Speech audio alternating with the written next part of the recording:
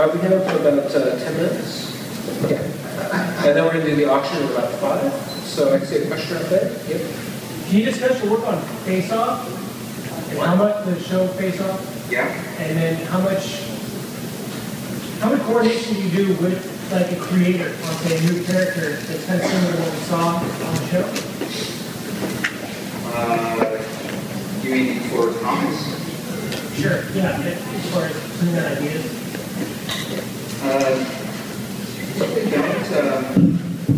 For the most part, when we're looking for a design for a character, everyone just kind of does their own thing. You don't want to edit them while they're actually creating after they're created something. As far as that show, man, I work with you guys quite a bit. We fleshed out full origins and storylines and everything. And they edited it down and, it's like literally one sentence.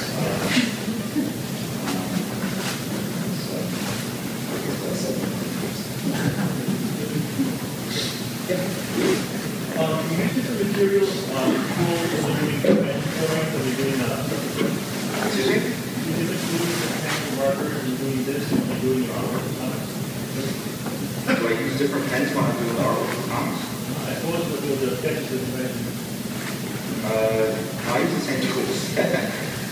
I use these markers, like the thinner one, and I use these pencils to draw. Just random. Yeah. This one though is special. This is a 0.4 millimeter. By Japan. That's why, because the 0.3s are too thin, they break, right? So you get a nice clean line. The line doesn't break. 0.5s can be a little thick sometimes. You can find them at like Japanese import stores, like New York players. Yeah. But for a long time, I could only find them in Japan, so I would go load up on the lead and find. Everything is declared the whole time. Right, and I would smuggle it inside my body. You get your question? Comic books don't look the same that they did 50 years ago, 40 years ago. What innovation in the past few years have helped change comic books in the way you like? Or do you think they're the same? I mean, is it simply the same? I'll leave it up to the panel.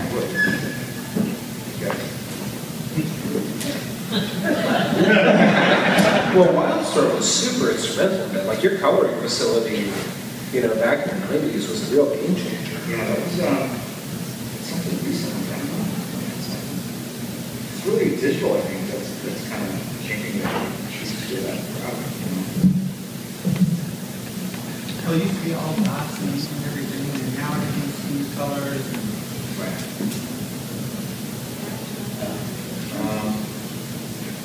Do you work on a computer a lot? I have a Cintiq, one where you draw right on top of it. And I use it mostly for coloring custom stuff. Do any of you guys on the panel work digitally, or do y'all work traditionally on board? All traditional? Yeah. This is really good paper, though. Where do you get this? On the floor. It's a Strathmore. It's a Strathmore Bristol.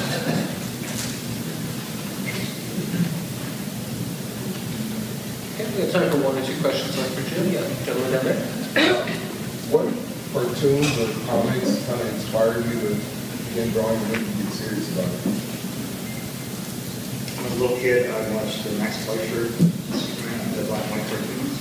And then I said this to the town before I picked up the Johnny Quest. I watched a lot of cartoons back in the day, man. Some good ones. On YouTube, Hulu Plus, you can watch it anytime you want. I would literally go visit friends, like we would visit family friends like in another state. The first thing I would do is get their TV guide and like just go through it and see if they had any cool TV shows like in that area. It was just, if they had one, and that would be the centerpiece of the day. I was curious about the colors in the process. I don't think they get discussed enough, but in in the process, do you guys have a preference to really convey your art?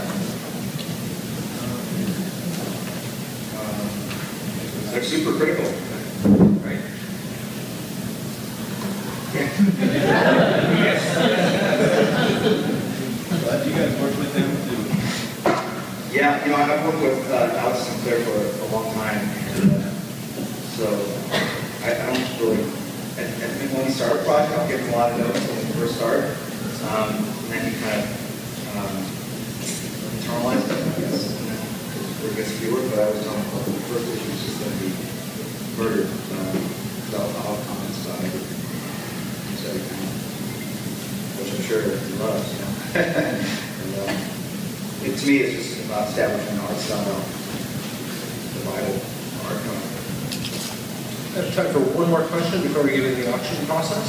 Is there another question out there? Then the way the auction part of this is going to work is that I'm going to show you the piece on the Elmo, and we're going to be accepting bids here.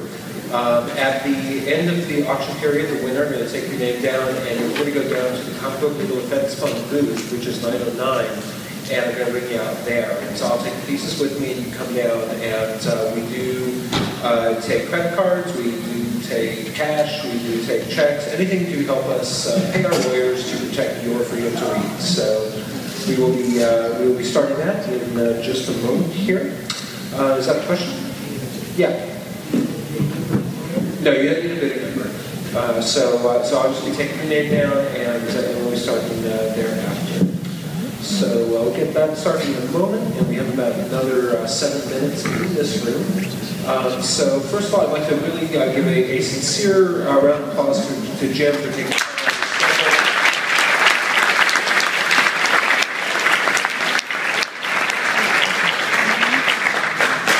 You're doing a lot of amazing work right now. We know how busy you are, so thank you for making time for the CBLDF team.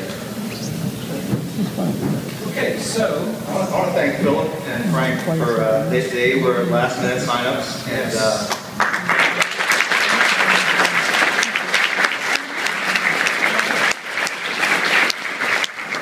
and everybody here is just doing tremendous work, giving up their time, giving up their talent. So thank you to everybody on the panel for supporting the Fund Support Board.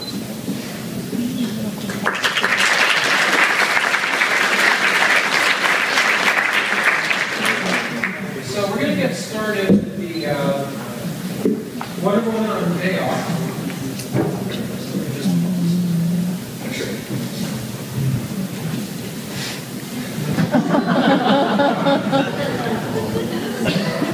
So Wonder Woman, she is on break, and it does not matter what's going on in the background. It calls for help.